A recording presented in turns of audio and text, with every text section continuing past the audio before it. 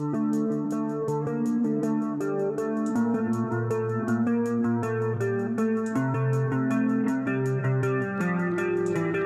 Cahyanto belak-belakan ungkap modus baru mafia tanah.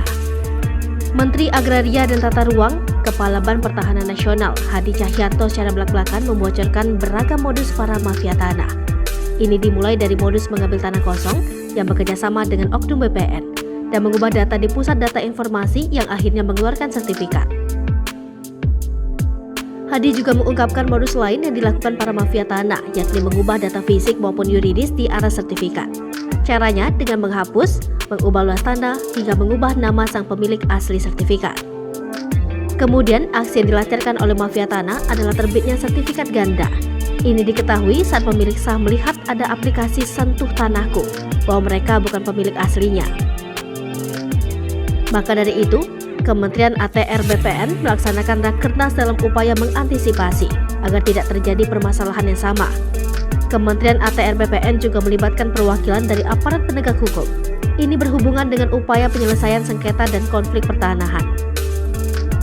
Rakernas Kementerian ATR BPN tahun ini juga membahas strategi pembangunan berbasis rencana detail tata ruang dalam rangka mendukung kemudahan berusaha.